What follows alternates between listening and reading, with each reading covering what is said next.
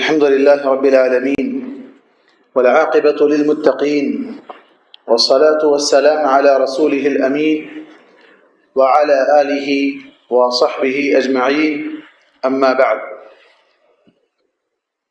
قال الله تبارك وتعالى في كلامه المجيد والفرقان الحميد: فأعوذ بالله السميع العليم من الشيطان الرجيم يا أيها الذين آمنوا اتقوا الله حق تقاته ولا تموتن إلا وأنتم مسلمون. فقال تعالى في موضع آخر: ولا تهنوا ولا تحزنوا وأنتم الأعلون إن كنتم مؤمنين. معزز علماء، بزرگوں، نوجوان ساتھیوں، پیارے بچوں اور میری اسلامی ماؤں اور بہنوں، ہر قسم کی تعریف، کبریائی و بڑائی اسے ایک اللہ رب العالمین کے لیے لائق و زیبا ہے، جو اس ساری کائنات کا تنہا پیدا کرنے والا، تنہا مالک، جس میں اس کا کوئی شریک نہیں، اور تنہا چلانے والا ہے، جس میں اس کا کوئی مددگار نہیں۔ اس اللہ رب العالمین کا بے انتہا فضل و احسان ہے کہ جس نے ہمیں سب سے پہلے تو اپنی ساری مخلوقات میں اشرف المخلوقات، سب سے معزز مخلوق انسان بنا کر پیدا کیا، اور پھر اس میں بھی آخری نبی محمد مصطفیٰ صلی اللہ علیہ وسلم کے امتی ہونے کا شرف بخشا۔ اللہ تبارک و تعالیٰ نے ہم انسانوں کی دنیا بنانے اور آخرت کو سنوارنے کے لیے ہم انسانوں ہی میں سے انبیاء اور رسولوں کو بھیجا۔ اللہ کے تمام نبیوں اور رسولوں پر، اور خصوصاً تمام انسانوں اور جنوں کے آخری نبی اور رسول محمد مصطفیٰ صلی اللہ علیہ وسلم پر بے شمار درود و سلام نازل ہوئے۔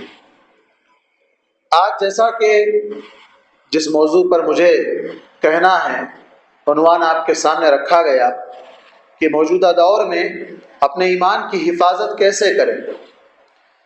دور حاضر یا کرنٹ سچویشن جس میں ہم اور آپ زندگی گزار رہے ہیں، اللہ کے نبی صلی اللہ علیہ وسلم نے اس دور کے آنے سے 1400 سال پہلے ہی آپ نے کہا تھا کہ میں تمہارے درمیان فتنوں کو بارش کے قطروں کی مانند ٹپکتے ہوئے دیکھ رہا ہوں۔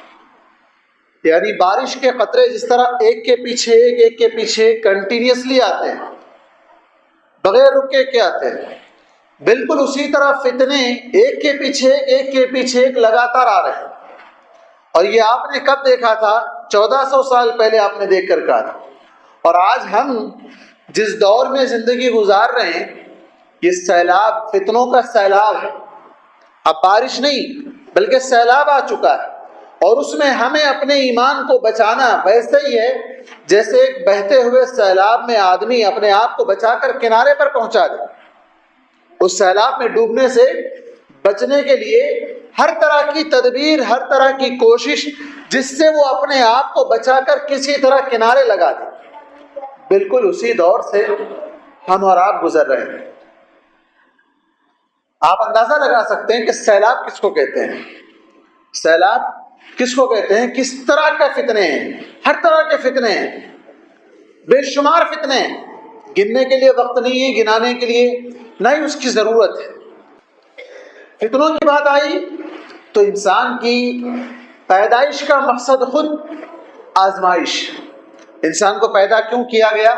اللہ تبارک و تعالیٰ نے فرمایا: الذی خلق الموت والحیاۃ لیبلوکم ایکم احسن عملا۔ انسان کو پیدا ہی اس لیے کیا گیا تاکہ آزمایا جائے، اسے فتنوں میں پرکھا جائے، اسے دیکھا جائے۔ بہت سے لوگ یہ سمجھ لیتے ہیں کہ ہم مسلمان ہیں، ہم کلمہ پڑھ چکے ہیں، یہ کافی ہے، بس ڈائریکٹ اب ہمارے لیے جنت ہی ہے، دنیا میں ہمیں کوئی تکلیف نہیں ہوگی۔ یہ بہت غلط بات ہے، یہ پیمانہ، یہ طریقہ نہیں ہے۔ اللہ تبارک و تعالیٰ اچھے لوگوں کو اور برے لوگوں کو الگ کرنے کے لیے، تمیز کرنے کے لیے، دونوں کے درمیان ڈفرنٹ جاننے کے لیے اللہ تبارک و تعالیٰ آزمائش ایمان کا ایک حصہ رکھا ہے۔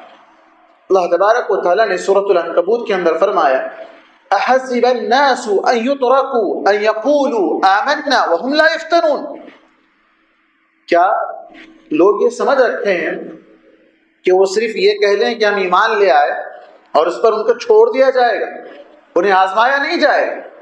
وَلَقَدْ فَتَنَّا الَّذِينَ مِن قَبْلِهِمْ، ان سے پہلے کے لوگوں کو آزمایا گیا، فَلَيَعْلَمَنَّ اللَّهُ الَّذِينَ صَدَقُوا وَلَيَعْلَمَنَّ الْكَاذِبِينَ، کیوں آزمایا گیا؟ تاکہ سچوں کو اور جھوٹوں کو دونوں کو پرکھا جا سکے، دونوں کو جانچا جا سکے، دونوں کے درمیان ڈفرنس محسوس کیا جا سکے کہ یہ سچے لوگ ہیں اور یہ جھوٹے لوگ ہیں۔ یہ آزمائش تو ایمان کا حصہ ہے۔ آپ سورہ بروج پڑھتے ہیں جس کے اندر اللہ تبارک و تعالیٰ نے اصحاب الاخدود جنہیں گڑھا کھود کر زندہ جلایا گیا، گڑھے میں آگ لگا کر زندہ جلایا گیا تھا، کیا النار ذات الوقود، بھڑکنے والی آگ، اس کا تصور ہم نہیں کر سکتے ہیں، لیکن آج ہم اس کے ویڈیوز دیکھ رہے ہیں۔ سیریا جو کہ مسلم کنٹری مانی جاتی ہے، جسے لوگ سمجھتے ہیں کہ یہ ایک مسلم کنٹری ہے، لیکن آپ جانتے ہیں کہ یہ ایک شیعہ کنٹری ہے، جہاں کا بادشاہ بشار الاسد گزشتہ کئی صدیوں سے، سالوں سے، اس کا باپ بھی اس سے پہلے ویسا ہی تھا، اب وہ بھی ویسا ہی کرتا آ رہا ہے، سنیوں کو گڑھے کھود کر، جس طرح اصحاب الاخدود کا واقعہ اللہ نے قرآن میں ذکر کیا ہے، بالکل اسی طرح بڑے بڑے گڑھوں میں ٹائر ڈال کر، آگ لگا کر، ان کی آنکھوں پر پٹی باندھ کر انہیں لے جا کر چھوڑ دیا جاتا ہے، اور پھر اتنا ہی نہیں بلکہ انہیں گڑھے میں گرنے کے بعد گولیوں سے بھون دیا جاتا ہے۔ یہ سارے ویڈیوز موجود ہیں، دیکھ کر عبرت حاصل کرنے کے لیے، دیکھ کر عبرت حاصل کرنے کے لیے۔ یہ کون لوگ ہیں جو اپنے آپ کو مسلمان کہتے ہیں، مسلمانوں کو مار رہے ہیں؟ شیعہ ہیں جو مسلمانوں کو جلا کر خوش ہوتے ہیں، مسلمانوں کو اللہ کے نبی صلی اللہ علیہ وسلم کے دور سے لے کر عبداللہ بن سبا جو اس وقت شیعہ کا جو سب سے پہلا بانی تھا، وہاں سے لے کر آج تک یہ شیعوں کی تاریخ ہے۔ آج ہم دیکھ رہے ہیں کہ فلسطین جل رہا ہے، بچے، معصوم بچے ہماری آنکھوں کے سامنے، ان کے ایسے ایسے وحشت ناک، ایسے ڈراؤنی ویڈیو سامنے آ رہے ہیں کہ ہمارا کلیجہ منہ کو آ جائے۔ اگر ہمارے اندر دیکھنے کی اتنی طاقت ہے اور اگر ہم دیکھ سکتے ہیں ان ویڈیوز کو، تو ایسے ویڈیوز ہے کہ جس کو دیکھنے کے بعد آپ کو کھانا اچھا نہ لگے، آپ کو ٹھنڈا پانی پیا نہ جائے۔ کیوں؟ اس لیے کہ یہ آگ میں جلنے والے مسلمان، ہم یہ سمجھتے ہیں کہ یہ جلانے والے کون ہیں؟ جلانے والے کون ہیں؟ اطراف میں آپ دیکھیں گے، اگر آپ تاریخ کا آپ جائزہ لیں، آج دنیا کے سامنے جناب وہ کر دیں گے، یہ کر دیں گے، بڑی بڑی باتیں کرنے والا ملک، اسلامی جمہوریہ کا نام لگا لینے والا ملک، اس کی بارڈر، اس کی سرحد لگتی ہے۔ ترکی اتنا بڑا اسلامی ملک ہے، اس کا سرحد لگتا ہے، اس کا بارڈر وہاں لگتا ہے، کون جا رہا ہے؟ کون بچا رہا ہے؟ کوئی نہیں ہے۔ آج بہت سے لوگوں، کئی ممالک کے نام لیے جاتے ہیں کہ سعودی عرب ہے، فلاں ہے، 56 کئی طرح کے نام ہیں، ہر ایک کی اپنی اپنی مجبوریاں ہیں، ہر ایک کے اپنے اپنے مسائل ہیں، ہر ایک کے اپنے اپنے مشغولیات میں ہر آدمی مشغول ہے۔ لیکن اس دور میں ہم دیکھ رہے ہیں کہ وہ لوگ جس تکلیف سے گزر رہے ہیں، اصحاب الاخدود کی تکلیف کو دیکھیں آپ، اس وقت بھی یہی عالم تھا۔ ایک ماں اپنے بچے کو لے کر گڑھے میں گرنے جا رہی ہے، لیکن جھجک رہی ہے کہ اتنے چھوٹے بچے کو لے کر میں اس آگ میں کیسے گر جاؤں، اس آگ میں کیسے میں اس بچے کو جلا ڈالوں۔ بچے نے اس وقت کہا تھا، اے ماں، یہ اللہ کے حکم ہے، اللہ کے حکم پر یا اور آزمائش پر ہمیں اس میں جلنا ہے، تو گھبرا مت، بے فکر ہو کر تو گڑھے میں گر جا۔ وہاں اللہ تبارک و تعالیٰ نے ان لوگوں کے تعلق سے کہا وَمَا نَقَمُوا مِنْهُمْ إِلَّا أَن يُؤْمِنُوا بِاللَّهِ الْعَزِيزِ الْحَمِيدِ۔ انہیں جو سزا دی جا رہی ہے، کس بات کی سزا دی جا رہی ہے؟ صرف ایک اللہ پر ایمان رکھنے کی وجہ سے ان کو یہ سزا دی جا رہی ہے، اور کوئی چیز نہیں، ایمان کی یہ سزا ہے۔ تو ایمان لانا یہ بہت بڑی بات ہے، ایمان ایک بہت بڑی دولت ہے جس کو اللہ تعالیٰ دیتا ہے، ایسے نہیں مل جاتی۔ یہ دولت حاصل کرنے کے لیے، اس دولت کو بچانے کے لیے کٹھن مراحل سے گزرنا پڑتا ہے۔ اس دولت کو بچانا یہ بہت بڑا وقت کا تقاضا ہے، آج جگہ جگہ ہر جگہ ایسے فتنے ہیں جہاں اس ایمان کو سیکنڈوں منٹوں میں اچک لیا جا رہا ہے۔ خود ہمارے مسلمان بھائی بہن اپنا ایمان ویسے اتار کر پھینک کر آ رہے ہیں جیسے کپڑے اتار کر پھینک دیے جاتے ہیں۔ اپنے ایمان سے اپنے آپ کو دور کر لینا چاہتے ہیں، اپنے آپ کو مسلمان کہنا نہیں چاہتے ہیں۔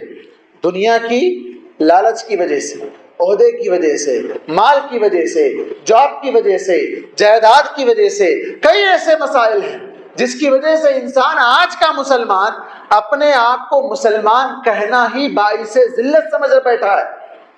وہ بھی مسلمان تھے جس کے بارے میں علامہ اقبال نے کہا تھا وہ معزز تھے زمانے میں مسلمان ہو کر، وہ معزز تھے زمانے میں مسلمان ہو کر، اور ہم خوار ہوئے، خوار کا مطلب ذلیل ہوئے تاریخ قرآن ہو کر۔ تاریخ کا مطلب چھوڑ دیتے، قرآن کو چھوڑ کر۔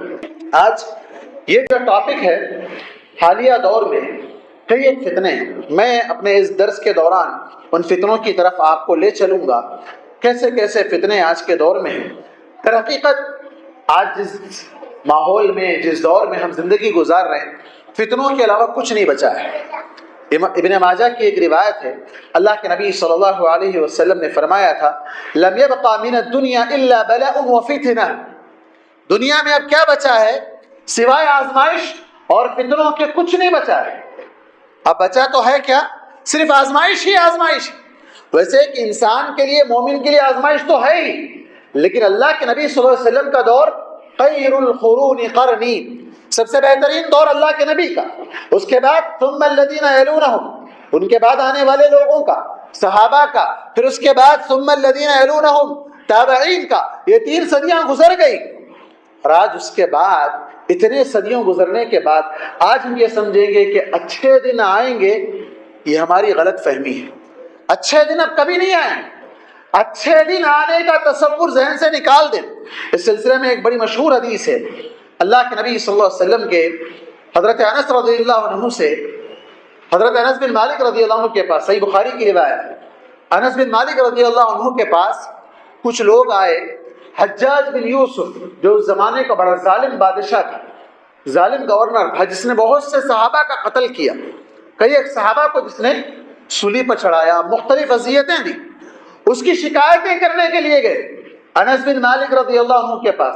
کون ہے انس بن مالک؟ خادم رسول، اللہ کے نبی صلی اللہ علیہ وسلم کی 10 سال خدمت کی، ننھے بچے تھے اس وقت اللہ کے نبی صلی اللہ علیہ وسلم کی جب خدمت کر رہے تھے، اور سب سے غالباً سب سے آخری صحابی جن کا انتقال ہوا، واللہ عالم بالصواب، لیکن لمبی عمر پائے۔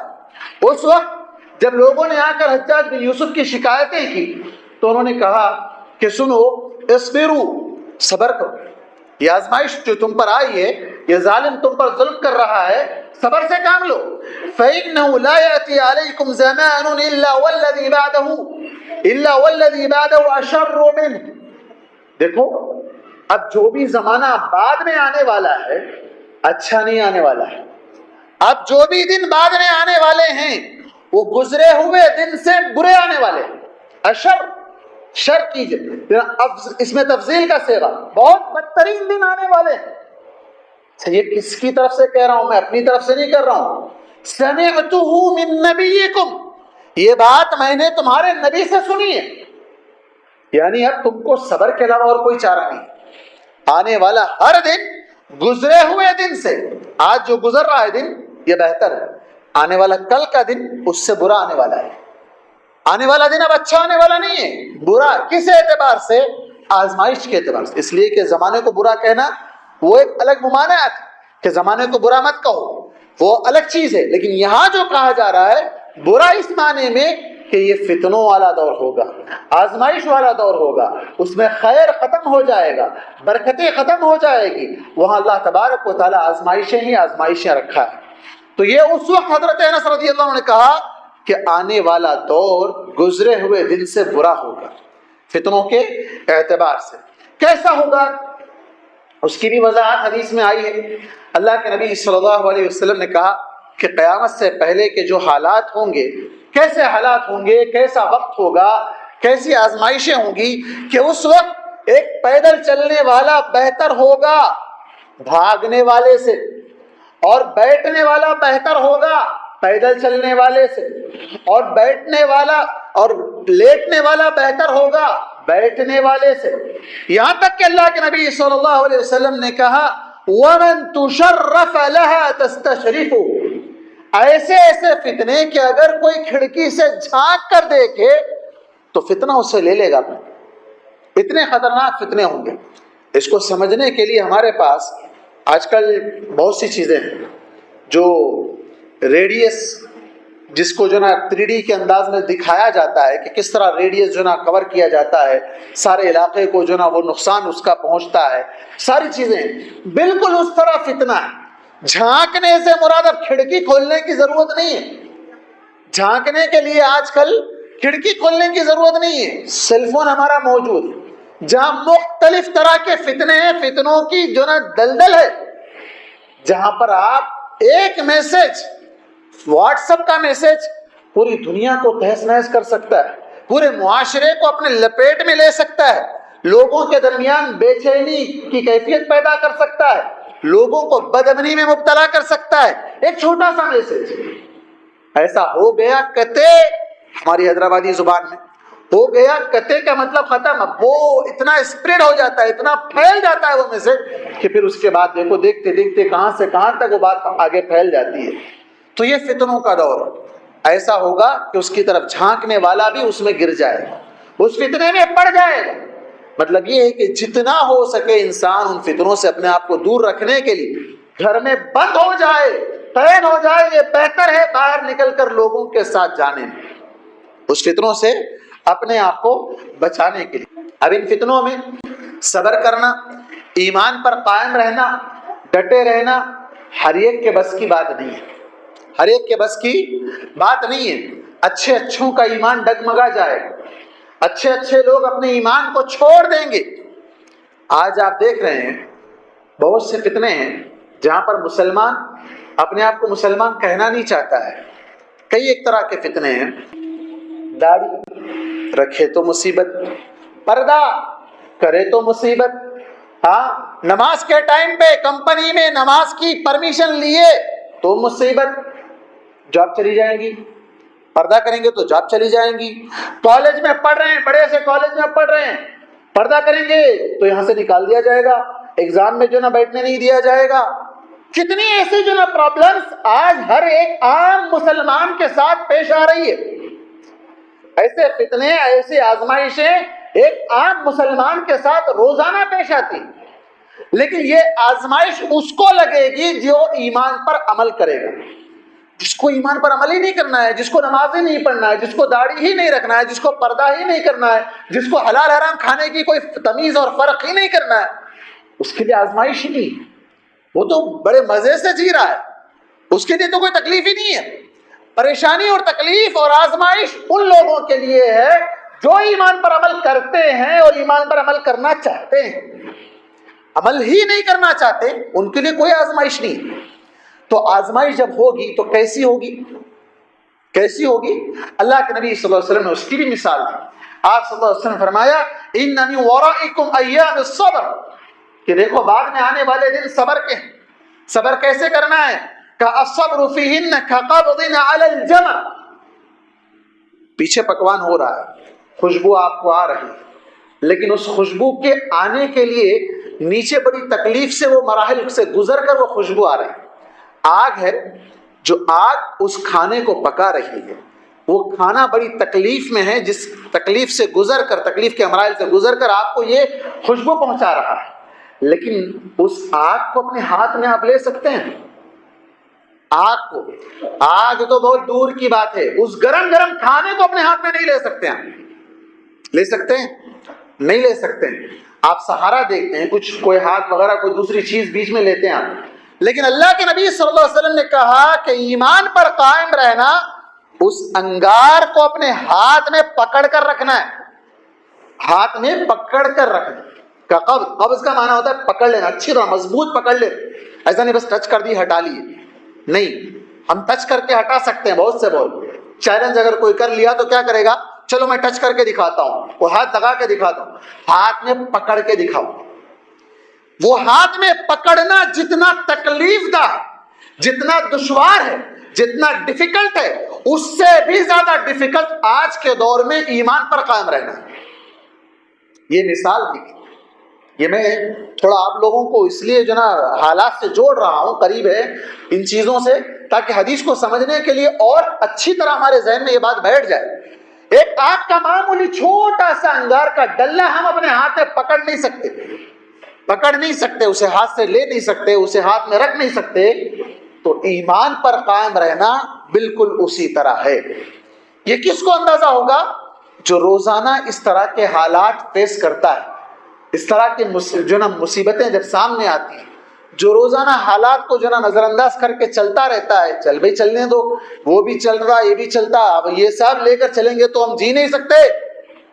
کئی ایسے مسلمان ہیں جو کہتے ہیں اپنی زبان سے ایمان، اسلام، یہ سب مسجد میں رکھو، مدرسے میں رکھو، یہاں لا کے مت بولو بھائی. کاروبار نہیں کر سکتے، بزنس میں جھوٹ بولیں گے تو کاروبار چلے گا، جھوٹ نہیں بولیں گے تو بھائی کاروبار کی جگہ یہ سب مت بولو، بزنس کی جگہ یہ سب باتیں مت کرو، جاب کی جگہ یہ سب باتیں مت کرو. شادی ہو رہی ہے، دھوم دھڑاکے سے ہو رہی ہے. فلسطین میں آگ جل رہی ہے. کب سے بھائی؟ اکتوبر کی 7-8 تاریخ سے. قریب مہینہ ہونے آ رہا ہے. 1 مہینے سے جل رہی ہے کیا؟ 75 سال سے جل رہی ہے، جب سے ہمارا ملک آزاد ہوا. ہم ہر سال جشن مناتے ہیں ہمارے ملک کی آزادی، اور وہاں ہر سال مسلمانوں کو نشانہ بنایا جا رہا ہے. چلیے ہم یہ کہہ رہے ہیں کہ بھئی فلاں ملک نہیں کر رہا ہے، فلاں ملک نہیں کر رہا ہے، فلاں ناچ میں مگن ہے، فلاں گانے میں مگن ہے، فلاں میوزک میں مگن ہے، فلاں سیزن چل رہا ہے، فلاں وہ ہو رہا ہے. ہمارے کتنے، آج حیدرآباد چلے جائیے، بڑے بڑے فنکشن ہالوں میں جو آج شادی ہو رہی ہے، آج کی ڈیٹ کی بات کر رہا ہوں، آج چلے جائیے جا کے دیکھیے ان شادیوں میں بجنے والا باجا، ڈی جے، پٹاخے کون پھوڑ رہا ہے؟ کوئی غیر ہے؟ نہیں نا، ہمارے ہی لوگ ہیں. کون لوگ ہیں؟ ہمارے ہی لوگ ہیں. تو ان کو فلسطین یاد نہیں آتا، ان کو وہاں کے بچے یاد نہیں آتے، ان کو وہاں بہنے والا خون یاد نہیں آتا. یعنی تکلیف ہم کو جب ہوتی ہے تو ہم ایک ملک کا نام لیتے ہیں کہ میں سعودی نہیں کر رہا، اس کا گناہ اس کے اوپر، لیکن اس نے جو کیا وہ اپنا حساب وہ دے گا. لیکن آج ہمارے ملک میں، ہمارے گھروں میں، ہماری فون ہے ہمارے پاس، شادی بیاہ چھوڑو، ہر ایک کے گھر میں نہیں ہوتی شادی بیاہ. کتنے لوگ جو گانے سنتے ہیں، جب سے فلسطین کی آگ لگی ہے کوئی گانے سننا چھوڑ دیا ہے، کوئی میوزک سننا چھوڑ دیا ہے، کوئی جھوٹ بولنا چھوڑا ہے، کوئی غریبوں کو کھانا کھلانا کسی نے شروع کیا ہے. کیا کیے؟ کیا تبدیلی ہمارے اندر آئی؟ کیا چینجز ہمارے اندر آئے؟ نہیں آئے، کچھ بھی نہیں آئے. ہم یہ سب کچھ کر رہے ہیں، ہماری شادیوں میں اتنا بجا رہے ہیں کہ پوچھو بل، پٹاخے پھوٹ رہے ہیں. ایک معمولی سی پان شاپ کی دکان اوپن ہو رہی ہے، دھوم دھڑاکا، پورا محلہ جو نا گرج جائے، پورا محلہ گرج رہا ہے. وہاں گرج بموں کی ہو رہی ہے اور یہاں گرج پٹاخوں کی ہو رہی ہے. دیکھو آپ، یہ فرق دیکھو آپ. پھر ہم مسلمان ہیں، اسٹیج پر علماء بھی بیٹھے ہوئے ہیں، افتتاح ہو رہا ہے، اوپننگ ہو رہی ہے، اوپننگ سیریمنی ہے، ادھر بازو اسٹیج لگا ہے، گانے والیوں کو بلایا جا رہا ہے، ناچنے والیوں کو بلایا جا رہا ہے. ریاض میں ہو رہا تو غلط، یہاں ہو رہا تو غلط نہیں، یہاں ہو رہا تو غلط، وہ بھی غلط، یہ بھی غلط. پہلے اصلاح اپنے آپ سے شروع کریں. ہمارا ایمان کیا ہمیں اس بات کی اجازت دیتا ہے؟ ہمارا ایمان کیا ہمیں ایسے کام کرنے کا حکم دیتا ہے؟ نہیں. میں بزنس کے لیے سب کرنا پڑتا، بزنس چمکانے کے لیے، بزنس دکھانے کے لیے، پھر بعد میں برکت نہیں آ رہی ہے تو پھر غیر غلط طریقے برکت حاصل کرنے کے، شرکیہ طریقے برکت حاصل کرنے کے. پھر برکت کیسے آئے گی؟ برکت نہیں آئے گی تو تب بولتے نہیں اب جھوٹ بولنا پڑے گا، تب بولتے دھوکہ دینا پڑے گا، تب بولیں گے ملاوٹ کرنا پڑے گا. تو یہ ساری خرابیاں شروع سے لے کے آخر تک. اسی لیے کالقبض علی الجمر، ایمان پر قائم رہنا، ہاتھ میں آگ کے انگارے کو پکڑنا ہے. اور آپ صلی اللہ علیہ وسلم نے ایسے آدمی کو جو آگ کا انگارہ اپنے ہاتھ میں پکڑ کر چلنے کے مانند اپنے ایمان کی حفاظت کرتا ہے، اس کے سلسلے میں کہا کہ اسے 50 لوگوں کے برابر اجر ملے گا. 50 لوگ، یہاں 50 ہے، 50 لوگ اگر کوئی کام کریں، 50 لوگ مل کر، ایک آدمی کو اتنا اجر ملے گا جتنا 50 لوگ مل کر کرنے پر ملتا ہے. صحابہ نے پوچھا کون سے 50 لوگ؟ ہمارے درمیان کے، یعنی اس زمانے کے صحابہ کے درمیان کے 50 صحابہ، یا بعد میں آنے والے 50 لوگ؟ کیوں؟ اس لیے کہ دیکھو اس زمانے کے لوگوں کا عمل بہت ہی پختہ تھا، ثبات قدمی کے ساتھ تھا، درست تھا، اور وہ عمل کرتے تھے، ڈرتے تھے قبول ہوگا کہ نہیں ہوگا۔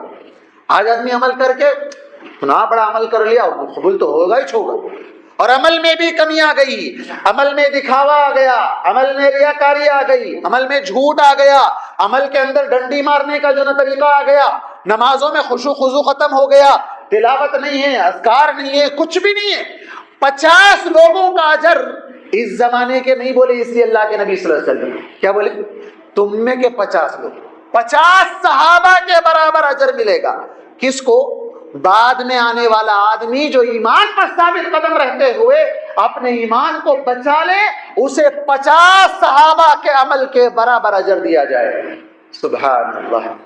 ایک چھوٹا سا عمل کرنا آج کے دور میں جتنا دشوار ہے نا، اس عمل کرتے وقت یہ سوچنا چاہیے کہ یہ عمل کا ثواب صرف آج کے میرے حد تک نہیں مل رہا ہے، بلکہ صحابہ کے عمل کے برابر مجھے مل رہا ہے۔ اللہ اکبر۔ صحابہ کا عمل دیکھو، ہم ان کے مقام کو نہیں پہنچ سکتے۔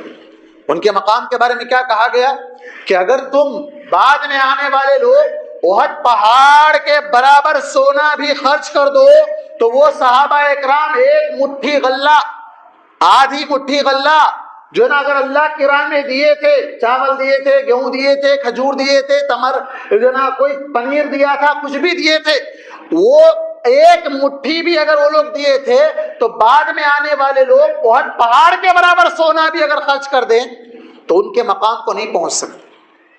لیکن اجر کی بات میں آپ صلی اللہ علیہ وسلم نے کہا کہ بعد میں آنے والا شخص اگر اپنے ایمان کو بچا کر ایمان پر عمل کرتا ہے تو 50 صحابہ کے عمل کے اجر کے برابر اسے اجر ملے گا۔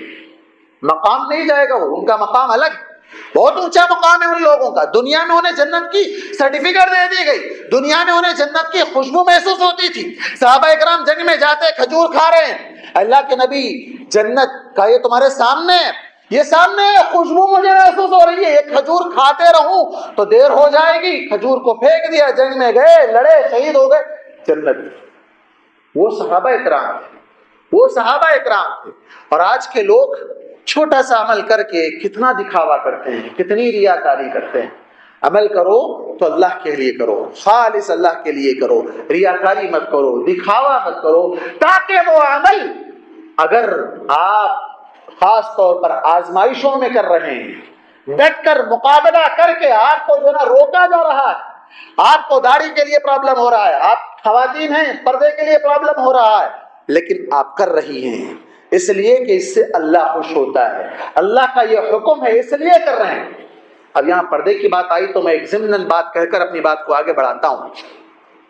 بہت سے لوگ آپ سنیں گے، ایسے لوگ آپ کو ملیں گے جو یہ کہیں گے کہ نہیں بھائی چہرے کا پردہ نہیں، چہرہ کھلا رکھ سکتی ہے عورت، کیوں زبردستی کو جو نا ہماری بچیوں کو تکلیف میں ڈالنا، اسلام میں چہرے کا پردہ کھلا ہے، کھلا رکھ سکتی ہے۔ ایک ہی دلیل دیتا ہوں، بلکہ دو دے دیتا ہوں۔ ایک دلیل تو جب رشتہ کرتے ہیں، رشتہ جب کرنے جاتے ہیں تو اجازت دی گئی۔ اجازت کا مطلب کیا؟ پہلے سے ممانعت۔ اگر چہرہ پہلے سے کھلا رکھنے کی اجازت ہوتی تو پھر دیکھنے کی اجازت دینے کا کیا فائدہ؟ دیکھنے کی اجازت دینے کا کیا فائدہ؟ اس کا مطلب یہ ہوا کہ پہلے سے منع ہے۔ اس سچویشن میں جو شادی کرنا چاہتا ہے اس کے لیے کہا گیا کہ وہ دیکھ، لیکن افسوس یہ کہ سارے لوگ دیکھتے ہیں، وہی نہیں دیکھتا ہے۔ ہاں چلیے دوسری دلیل، احرام کی حالت، حج ہو یا عمرہ، چہرہ کھلا رکھنے کی لمیٹڈ اجازت ہے۔ وہاں بھی کیا ہے؟ فلی پرمیٹڈ نہیں، لمیٹڈ اجازت ہے۔ کتنی اجازت ہے؟ اگر سامنے سے کوئی آ رہے ہیں تو چہرہ ڈھانپ لینا ہے۔ اب بولیں گے کہ بھائی آج تو لاکھوں کے لوگ کر رہے ہیں عمرہ، لاکھوں کے لوگ حج کر رہے ہیں، تو پھر چہرہ کھلا رکھنا نہیں رکھنا ہے۔ ہاں اللہ کے نبی صلی اللہ علیہ وسلم نے حضرت عائشہ کو جب کہا تھا تو آپ نے یہ بھی کہا تھا کہ لوگ اگر آ جائیں تو نقاب اپنے سر پر ڈال لینا، اور حضرت عائشہ ڈال لیتی تھی نقاب، ڈال لیتی تھی. تو بات صاف ہے, یہ دو ہی دلیل کافی ہے, اور بہت سے دلائل دینے کے لیے یہ دو ہی دلیل کافی ہے کہ عام حالات میں چہرہ بند رکھنا ہے, ڈھانپنا ہے. ان دو سچویشنوں میں جو اجازت دی گئی ہے, اجازت کب دی جاتی ہے؟ کسی چیز سے روک دیا گیا اور بعد میں اس کے لیے جو نا پرمیشن دیا جا رہا ہے, تو مطلب یہ ہوا کہ یہ پرمیشن اس خاص سچویشن کے ساتھ ہے. یہ الگ بات تھی, ہمارے جو نا اس ٹاپک سے ریلیٹڈ نہیں, یہ بات آ گئی تو میں نے کہہ دیا. تو یہ لوگ جو لوگوں کو دھوکہ دے رہے ہیں اور یہ کہہ رہے ہیں کہ کیوں زبردستی جو نا پردے کی بات, داڑھی کاٹ سکتے ہیں, پردہ چھوڑ سکتے ہیں, فلاں کر سکتے ہیں, فلاں کر سکتے ہیں, یہاں تک بھی آ گئے لوگ کہ نہیں, اب جو ہے نا الکوہل اگر تھوڑا ملا ہوا بھی ہے تو پی سکتے ہیں. نعوذ باللہ. میں ایسے نہیں کہہ رہا ہوں, مذاق میں نہیں کہہ رہا ہوں, پروف کے ساتھ کہہ رہا ہوں میں آپ کو. کہہ رہے ہیں نہیں 10% چلے گا, 20% چلے گا. ہاں, اور کتنی ایسی چیزیں ہیں جو ہمارے لوگ کھاتے پیتے رہتے ہیں, صبح سے شام تک منہ چلتا رہتا ہے, بولتے نہیں یہ مکروہ ہے. ہاں, کہاں سے مکروہ ہوا؟ اللہ کے نبی صلی اللہ علیہ وسلم نے کہا کل ما اسکر کثیرہ فقلیلہ حرام. ہر وہ چیز جس کا زیادہ استعمال کرنے سے نشہ آتا ہے, اس کا تھوڑا استعمال کرنا بھی حرام. تمباکو زیادہ استعمال کرو تو نشہ آتا ہے کہ نہیں آتا؟ آتا. تھوڑا استعمال کرنا اللہ کے نبی کہہ رہے ہیں حرام, اور ہمارے لوگ بولتے نہیں مکروہ ہے, مکروہ ہے. نعوذ باللہ. ایسی کئی چیزوں کو ہمارے لوگوں نے دین کو بدل دیا ہے, دین کو بدل دیا ہے. اب اس کے بعد چلیے ایک اور چیز بتاتا ہوں میں. گزشتہ 2 مہینے پہلے ہوئی حیدرآباد میں, لوگ اس کو جو نا بڑے اچھے اینگل سے دیکھ رہے تھے. میں اس کو دوسرا اینگل آپ کے سامنے پیش کرتا ہوں. اللہ کے نبی صلی اللہ علیہ وسلم جب دنیا میں آئے تھے, 360 سے زائد بت تو کعبے کے اندر تھے, ہر گھر میں تھے, ہر جگہ تھے, جہاں جہاں بھی تھے.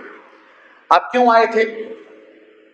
وَالرُّجْزَ فَاهْجُرْ, نجاست کو پاک کرنے کے لیے آئے تھے. ٹھیک ہے. میلاد کے موقع پر حیدرآباد میں ان کا بھی اپنا تہوار تھا. ایک ٹرک پر جب لے جایا جا رہا ہے, میلاد بھی جلوس منایا جا رہا ہے بازو میں, تو اسی ٹرک پر ایک میوزک لگائی گئی. کیا لگائی گئی؟ میوزک لگائی گئی. کیا میوزک؟ مرحبا یا مصطفیٰ. لوگ خوش ہو گئے, ارے بھائی دیکھو گنگا جمنی تہذیب. سب سے پہلے تو عقیدے کی غلطی یہاں کر, اللہ کے نبی صلی اللہ علیہ وسلم آنے والے نہیں. آئیں گے مرحبا یا بولنے سے؟ نہیں آئیں. چلو مان لو تھوڑی دیر کے لیے تمہارے حساب سے آ رہے ہیں, تو کہاں بلا رہے ہو بھائی؟ وہ ٹرک میں جہاں پر کیا لے جایا جا رہا ہے؟ شرک, کفر. جس کو پاک کرنے کے لیے اللہ کے نبی دنیا میں آئے, اسی اسٹیج پر اللہ کے نبی کو بلا رہے ہو.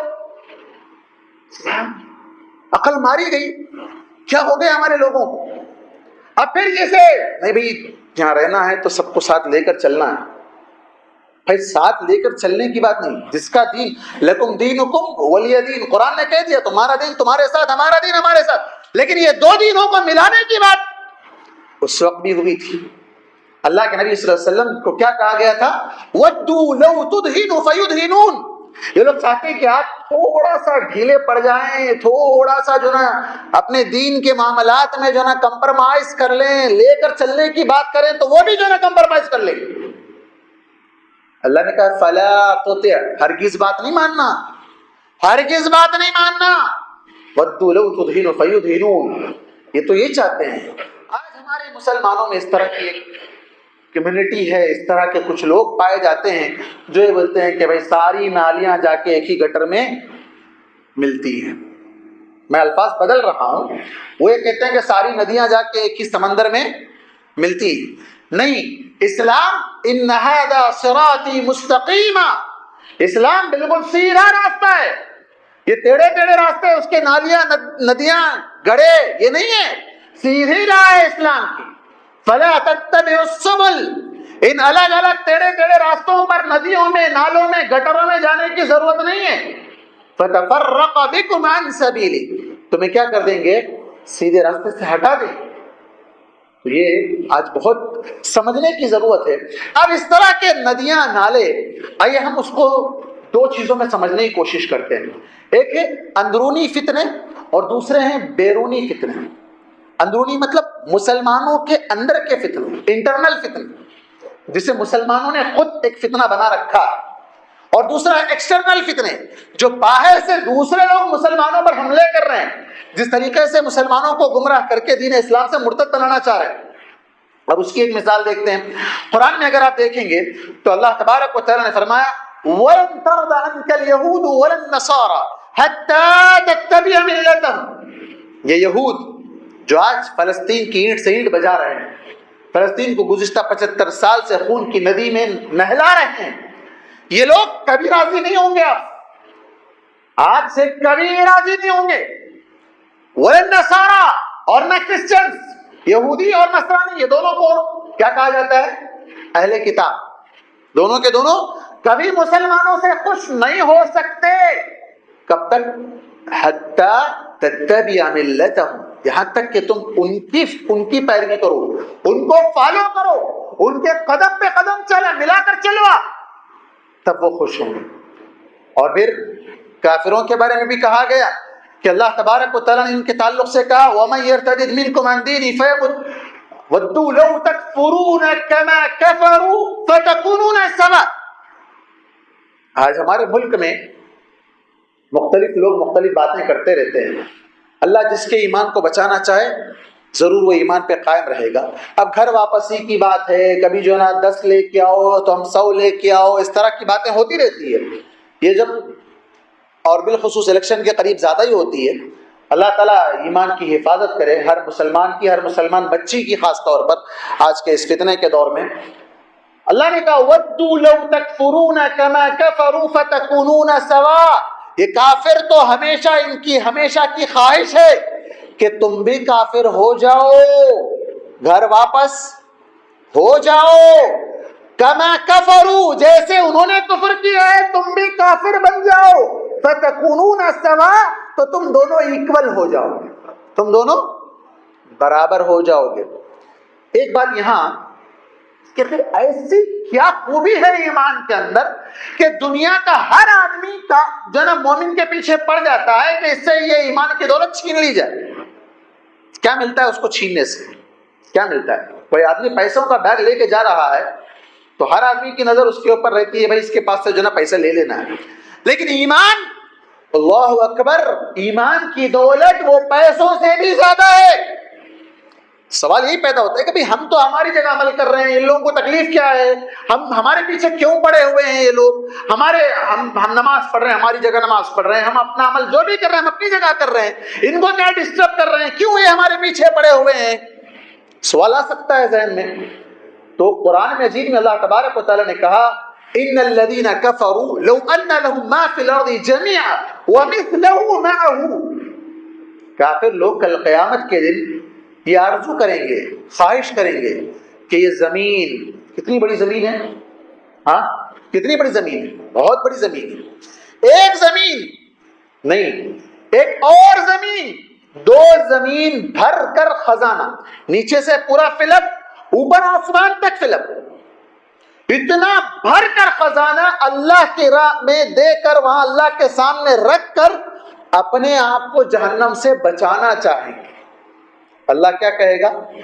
میں تقبل منہ، اس کی ضرورت نہیں ہے، پہلے تو ان کے پاس دینے کے لیے ہوگا کچھ نہیں، جسم پہ کپڑا تک نہیں ہوگا، لیکن اللہ نے کہا کہ اگر ان کے پاس اتنا دینے کے لیے ہوتا اور وہ لا کر رکھ دیتے تب بھی قبول نہیں ہوتا۔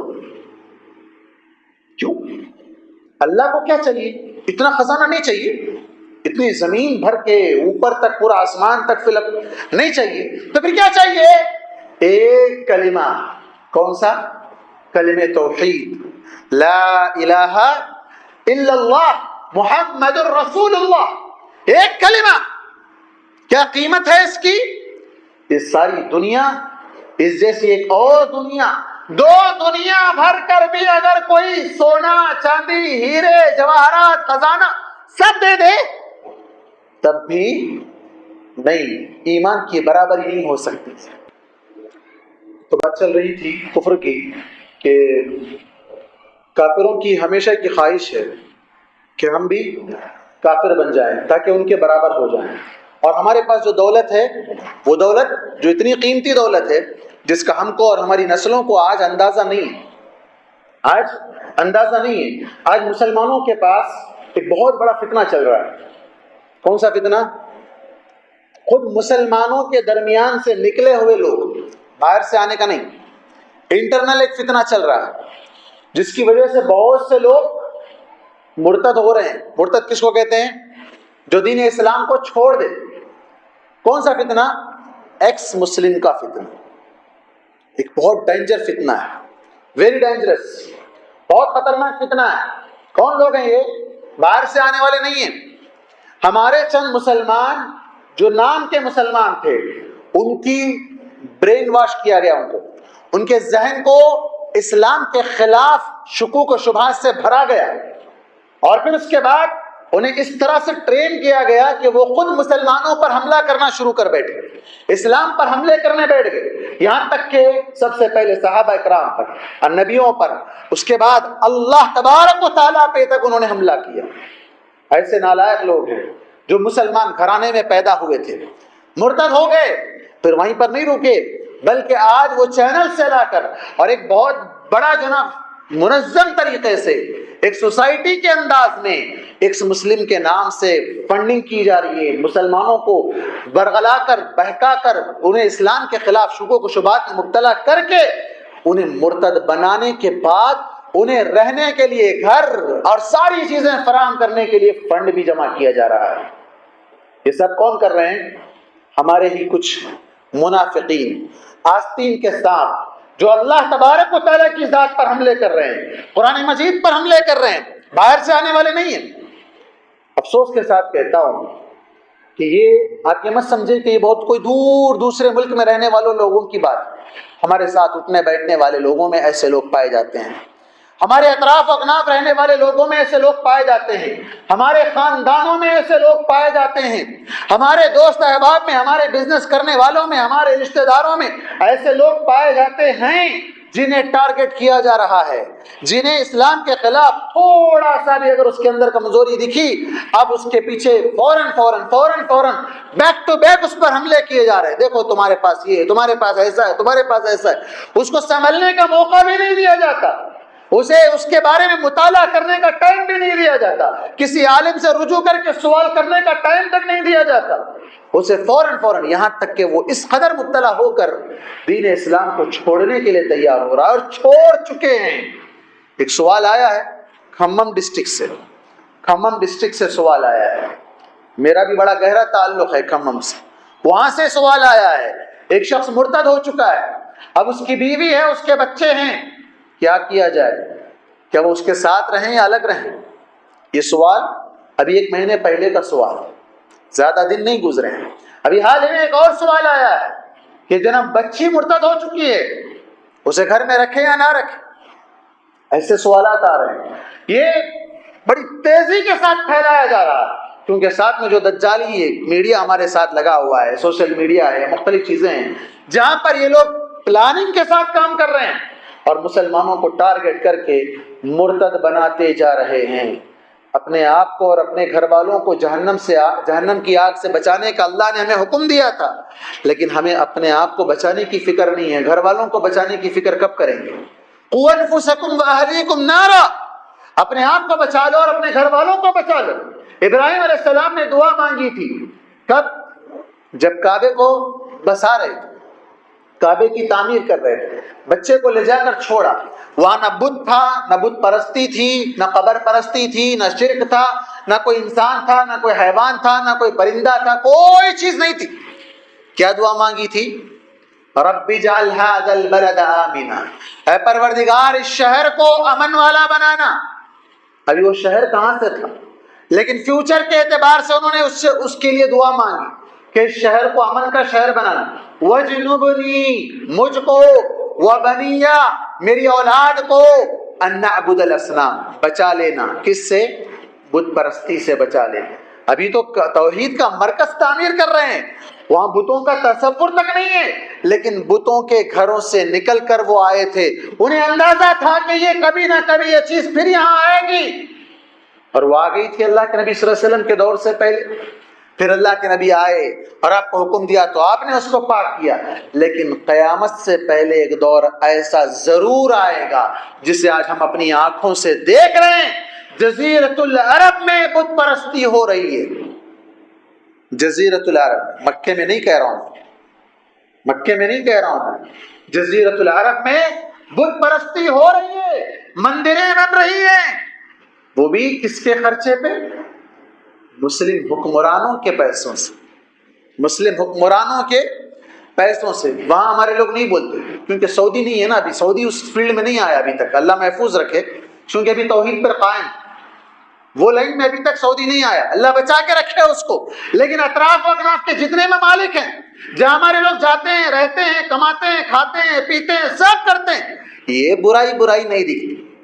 شرک سب سے بڑی برائی، یہ برائی نہیں دکھتی۔ بڑی بڑی مندریں بن رہی ہے بھائی، بڑی بڑی مندریں بن رہی ہے، کون بنا کے دے رہے ہیں؟ ہمارے لوگ بنا کے دے رہے ہیں، گفٹ پیک دے رہے ہیں بنا کے، بڑی بڑی مندر، اٹھا کر سرچ کر لیں، مل جائے گا آپ کو، سب کچھ مل جائے گا۔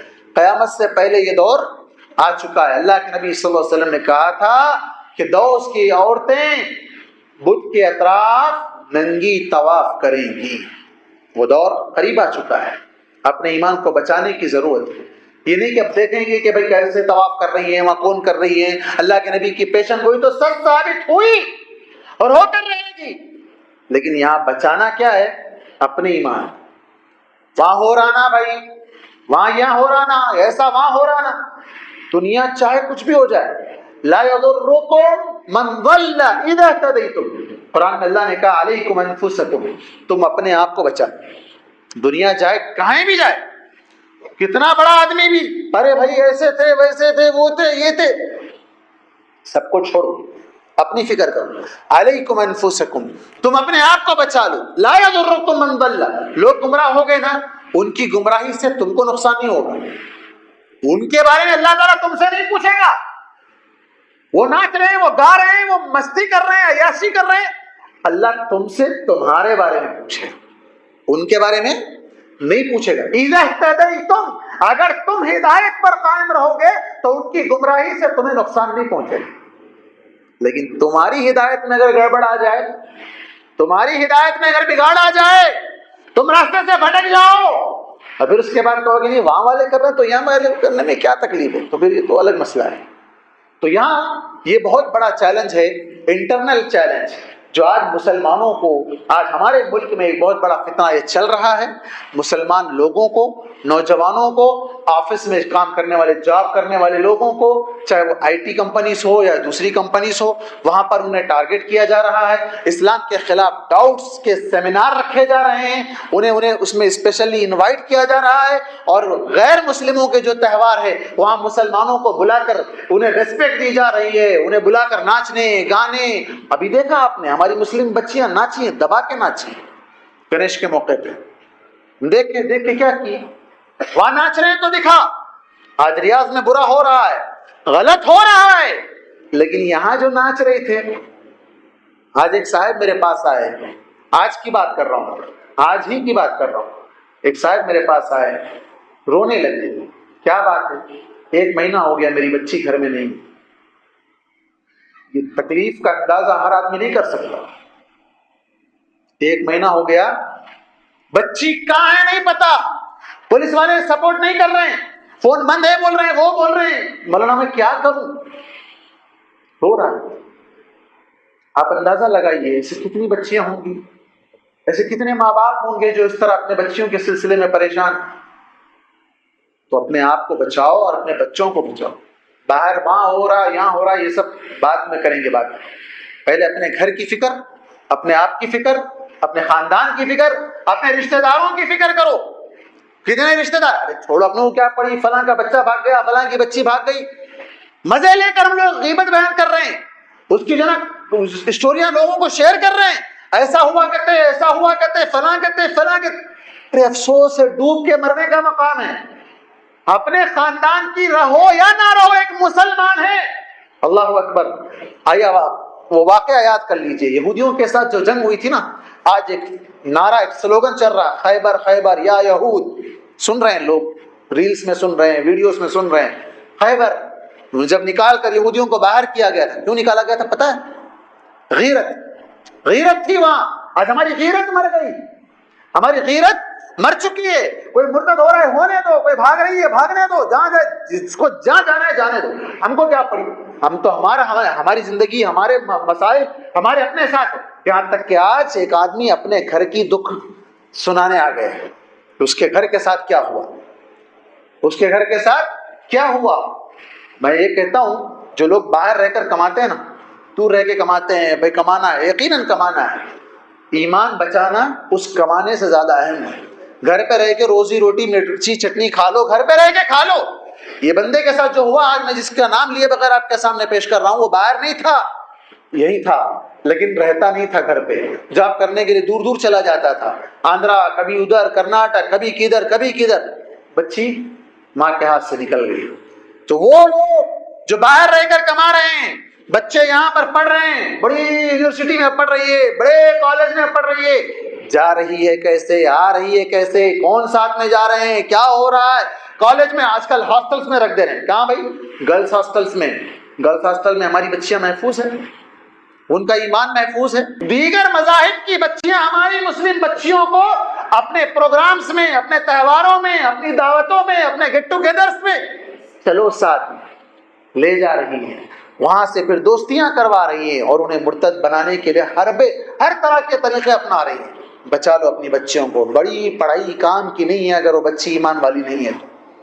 وہ ڈاکٹر بیکار، وہ انجینئر بیکار، وہ ڈینٹسٹ، وہ جو بھی بنا لو آپ اس کو، سائنٹسٹ بنا لو، کچھ بھی بنا لو، لیکن اس کے اندر ایمان نہیں ہے تو سب چلا گیا. اس کی عزت بھی جا رہی ہے، حیا بھی جا رہی ہے، ایمان بھی جا رہا ہے، خاندان سے بھی وہ جا رہی ہے. اور حقیقت تو یہ ہے کہ اپنی آخرت اپنے ہاتھوں سے وہ برباد کر رہی ہے. اس کے ذمہ دار کون؟ ہم ہی لوگ، جو ہم اسے پڑھانے کے لیے، اسے پڑھائی کے نام پر، اسے جاب کے نام پر، فلاں کے نام پر ہم اسے اس طرح چھوڑ رہے ہیں، آزادی دے رہے ہیں. دیکھو ایمان کتنی بڑی دولت ہے، اس کا اس آیت سے اندازہ لگا لیجئے کہ کتنی بڑی قیمتی دولت ہے جو ہم اسے لاپرواہی سے جو نا چھوڑ دے رہے ہیں. اور ہم یہ سمجھتے ہیں کہ ہماری بچیاں ہیں، بچیاں خود سمجھدار ہیں. آپ ہماری بچی کے بارے میں ایسا کیوں سمجھتے ہیں؟ ایسا کیوں جو نا چھوٹی سوچ ہے آپ کے پاس، جو نا اتنا بڑا براڈ مائنڈ نہیں ہے آپ کا، وہ چھوٹی سوچ سوچتے. اس طرح کا تانا ہم کو دیا جاتا ہے. نہیں بھائی، براڈ مائنڈ نہیں، یہ براڈ زمین ہے، براڈ فتنے ہیں. کون سے فتنے میں، کون سے دلدل میں کب چلی جائے گی پتہ نہیں. یہ ڈر ہے. ذہن آپ کا بھی بہت بڑا ہے، اللہ اور بڑا کرے، اس کا ہم کو یہ نہیں ہے. لیکن ایمان کو بچانا یہ وقت کا بہت بڑا اہم تقاضا ہے. اسی طرح انٹرنل فتنوں میں بعض ایسے فتنے ہیں جس کا اندازہ لوگوں کو نہیں ہے. وہ کھل کر اسلام کے خلاف نہیں بولتے، وہ کھل کر اسلام سے باہر کا راستہ نہیں بتاتے، لیکن ایسی چیزیں ہیں جو دین اسلام میں نہیں ہیں، وہ چیزیں داخل کر دیتے ہیں. جو دین اسلام کے بالکل اپوزٹ ہیں، ان چیزوں کو ایسا مزین کر کے بتاتے ہیں کہ لگتا ہے کہ یہی اسلام ہے. میری مراد ہے ایک یوٹیوبر ہے یونس الگوہر نام سے. یونس الگوہر نام، میں یہ نہیں بول رہا ہوں کہ اب جا کے آپ دیکھو اس کو، ہرگز نہیں، لیکن جو دیکھ چکے ہیں ان کو اندازہ ہونا چاہیے کہ وہ شخص جو اسلام کو بگاڑ کر پیش کرتا ہے، ایسے انداز میں، ایموشنل انداز میں، چٹپٹے الفاظ میں ایسے پیش کرتا ہے کہ لوگ سمجھتے ہیں یہی اسلام ہے. نعوذ باللہ، ہرگز اسلام نہیں، ہرگز اسلام نہیں ہے.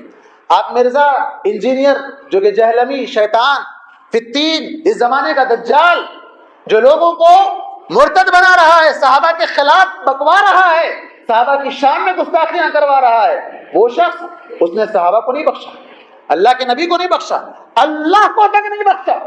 اس کے ویڈیوز اٹھا کر دیکھ لو آپ، اللہ کی شان میں بھی اس نے گستاخی کی ہے. ایک بند کمرے میں بیٹھ کر ویڈیو بناتا ہے اور ساری دنیا کو پھیلا رہا ہے. لوگ سمجھتے ہیں یہ سامنے بخاری ہے، مسلم ہے، فلاں ہے، فلاں ہے، فلاں ہے. گمراہ کر رہا ہے. یہ فتنے ہیں، دین اسلام سے باہر لے جانے والے فتنے ہیں. جاوید غامدی ہے، ایسا ہی فتنہ ہے. غامدیت ایک بہت بڑا خطرناک فتنہ ہے. ہمارے نوجوان بچے اس کا شکار ہیں، نوجوان لڑکیاں اس کا شکار ہیں. یہ چٹپٹی باتیں انہیں اچھی لگتی ہیں. ارے مولانا داڑھی، ٹوپی، آخرت، ایمان، یہ سب کیا ہے؟ یہ دیکھو سائنس کے ساتھ ملا کر بول رہا ہے، یہ دیکھو دنیا کے ساتھ ملا کر بول رہا ہے. یہ اچھا لگتا ہے. وہیں سے تو دنیا سے راستہ بگاڑ کر جہنم کی طرف لے جانے والے راستے پر یہ لے جا رہے ہیں۔ اور اسی طرح بہت سے ہیں، رافضی ہیں، قبوری ہیں، ماتریدی ہیں، صوفی ہیں، اور ایسے کئی طبقات ہیں، ایسے کئی فرقے ہیں جو لوگوں کو جہنم کا راستہ بتا رہے ہیں، جس کے بارے میں اللہ کے نبی صلی اللہ علیہ وسلم نے کہا تھا دعات علی ابواب جہنم، جہنم کے دروازے پر کھڑے ہو کر بلا رہے ہیں، ویلکم کر رہے ہیں، آؤ آؤ آؤ بلا رہے ہیں۔ کون لوگ ہیں؟ غیر نہیں، اللہ کے نبی نے کہا ہم من جلدتنا، ان کی چمڑیاں ہماری چمڑیوں جیسی ہے، وہم یتکلمون بالسنتنا، وہ ہماری زبان میں ہی بات کرتے ہیں، ان کی لینگویج الگ نہیں ہے، سیم ٹو سیم ہماری لینگویج میں بات کرتے ہیں، ہمارے انداز سے جیتے ہیں، کھاتے پیتے رہتے ہیں، سب کچھ ہے، لیکن کیا کرتے ہیں؟ آپ صلی اللہ علیہ وسلم نے کہا کہ ان لوگوں کا حال یہ ہے کہ وہ دعات علی ابواب جہنم وسيقوم فيهم رجال قلوبهم قلوب الشياطين في جثمان انس، صحیح مسلم کی روایت ہے، وہ انسان کی شکل میں ان کے دل شیطان کے ہیں، جسم انسان کا ہے لیکن دل کس کا ہے؟ شیطان کا ہے۔ قلوبهم قلوب الشياطين، شیطانی دل رکھتے ہیں وہ، لوگوں کو گمراہ کرنے کے لیے شیطان جس طرح سوچتا ہے، تدبیریں بناتا ہے، تدابیر اور پریکٹس کرتا ہے، اسی طرح یہ انسانی جو ظاہر میں انسان لگتے ہیں، یہ درندے صفت لوگ لوگوں کو گمراہ کر رہے ہیں۔ ماشاءاللہ داڑھی ہے، بڑی پگڑی ہے، فلاں ہیں فلاں ہیں، کتنے ایسے لوگ ہیں جو ہمارے درمیان بھی رہتے ہیں، ہماری زبان بولتے ہیں، لوگوں کو دین اسلام سے دور کا راستہ بتاتے ہیں اور راستے سے پھیر دیتے ہیں۔ اللہ سے نہیں مانگنا، ڈائریکٹ فلاں سے مانگنا، اللہ سے مانگنے کی اوقات ہے تمہاری، اعوذ باللہ۔ قرآن کہتا ہے ادعونی استجب لکم، مانگو میں تمہاری دعا قبول کروں گا، اور یہ لوگ ہیں جو ہماری زبان میں آ کر کہتے ہیں اللہ سے ڈائریکٹ مت مانگو، فلاں سے مانگو۔ یتکلمون بالسنتنا دعات علی ابواب جہنم، جہنم کے دروازے پر کھڑے ہو کر لوگوں کو جہنم کا راستہ بتاتے ہیں۔ اور آپ صلی اللہ علیہ وسلم نے کہا، حضرت حذیفہ بن یمان رضی اللہ عنہ کی حدیث ہے، یکون بعدی ائمہ لا يهتدون بہدایا ولا يستنون بسنتی، میرے بعد ایسے لوگ آئیں گے جو میرے راستے کو نہیں اپنائیں گے، میرے سنت کو نہیں اپنائیں گے، میری سنت کو نہیں اپنائیں گے۔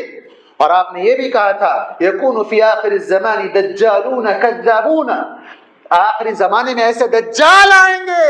دجال کس کو کہتے ہیں؟ وہ جو ایک آنکھ والا دجال، وہ تو دجال ہے، لیکن آپ نے کہا دجالون، بہت زیادہ دجال آئیں گے۔ کون سا دجال؟